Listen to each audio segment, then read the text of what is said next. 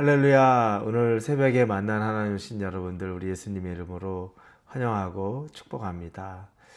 지난 한 주간 신년 저녁 기도회로 우리 새벽에 만난 하나님을 하지 못했는데 이번 주부터 다시 말씀이 시작됩니다. 우리 같이 기도하겠습니다. 하나님 감사합니다. 새해 2025년을 시작하게 하시고 또 하나님의 은혜 가운데 인도해 주시니 감사합니다. 말씀의 능력이 얼마나 강력하고 기도의 능력이 얼마나 대단한지를 우리가 누리고 삽니다. 이 세상이 각박하고 힘들다고 해도 말씀과 기도의 능력으로 사는 사람에게는 충분히 살아낼 만하고 우리가 그 가운데서도 은혜를 경험할 수 있음을 믿습니다. 하나님이 우리와 함께 계시기 때문에 가능합니다. 감사를 드립니다. 예수님의 이름으로 기도합니다. 아멘. 하나님이 우리에게 주시는 말씀 같이 보겠습니다. 말씀은 베드로 후서입니다. 3장 8절에서 14절까지의 말씀을 같이 나누겠습니다. 베드로 후서 3장 8절에서 14절입니다. 우리 같이 읽습니다. 사랑하는 자들아, 주께는 하루가 천년 같고 천년이 하루 같다는 이 한 가지를 잊지 말라.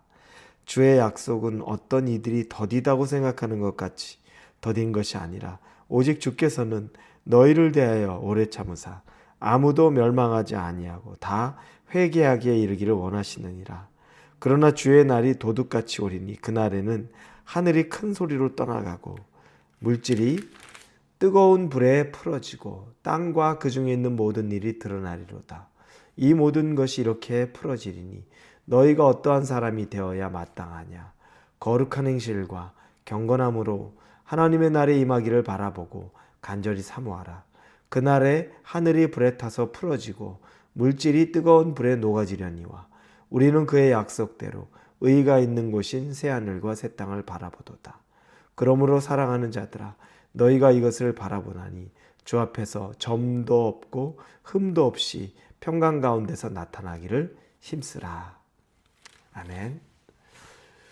우리가 살아가는 세상을 말세라고 표현을 많이 합니다. 이제 마지막 때가 많이 가까웠다는 거죠. 그런 느낌들을 참 많이 갖습니다. 처처에 자연재해가 계속 일어나고 또 사람들은 더 강력한 죄악으로 세상에서 보기 힘든 그런 죄들이 속속들이 나타납니다. 요즘에 우리 샌디에고에서 멀지 않은 LA에 큰 산불이 나서 정말 괴로움을 겪고 있습니다. 한 번도 이만큼 큰 산불을 겪어보지 못했다고 말할 정도로 큰 산불이 그곳을 휩쓸고 있습니다.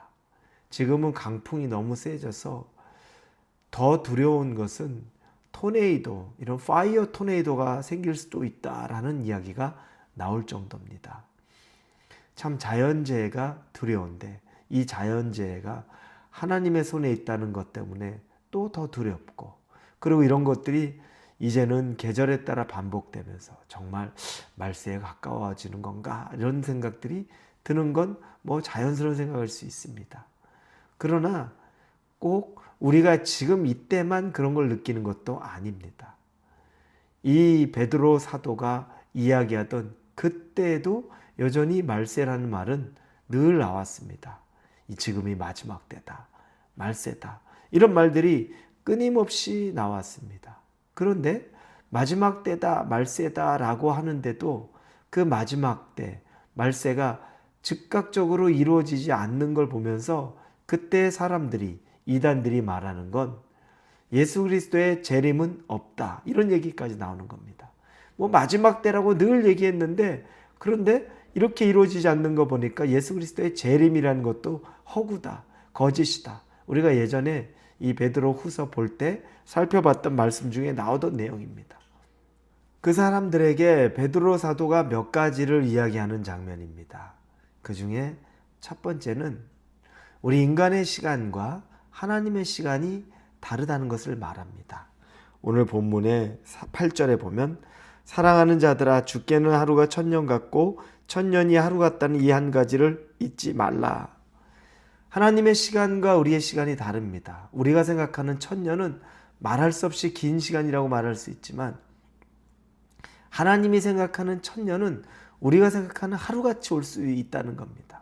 우리의 시간 계획으로 아직 멀었어, 아직까지 뭐 오려면 전혀 그런 사인 없어 라고 얘기할 수 있지만 전혀 하나님의 시간과 우리의 시간이 다르다는 것입니다. 두 번째는 우리가 일찍 재림이 이루어지지 않는 이유에 대해서, 이게 왜 그럴까? 이 이유를 마지막까지 예수님이 우리를 구원해내기 위한, 하나님이 우리를 구원하기 위한 시간으로 두고 있다는 사실입니다.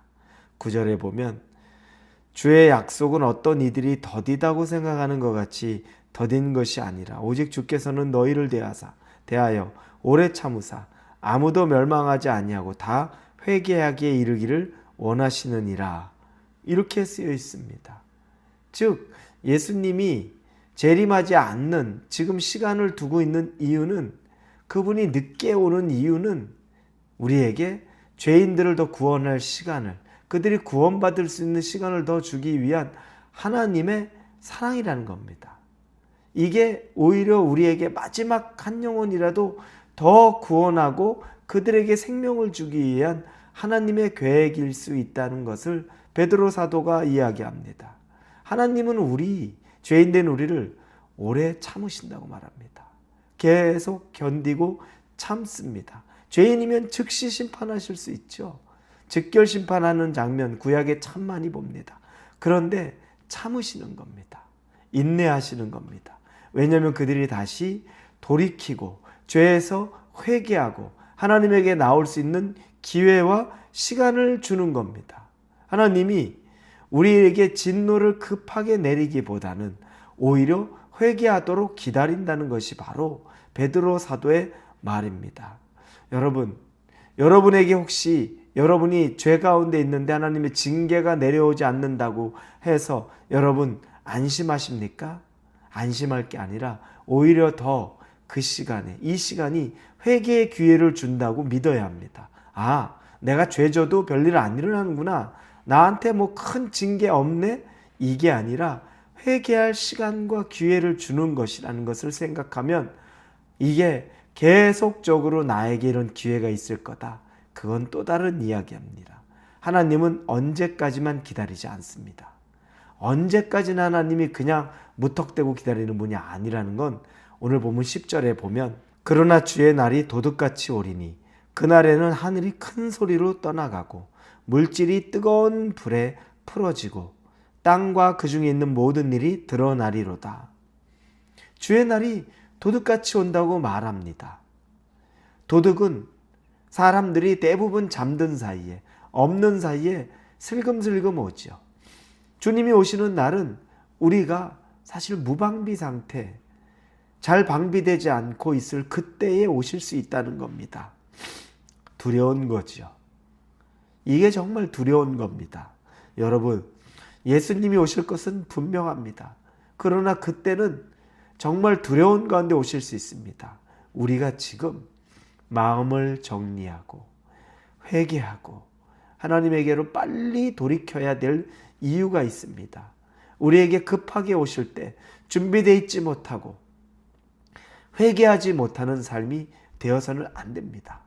우리에게 기회가 무한정 있는 것도 아닙니다.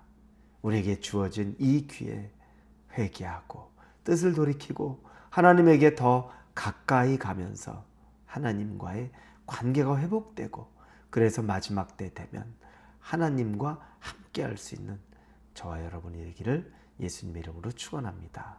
기도합니다.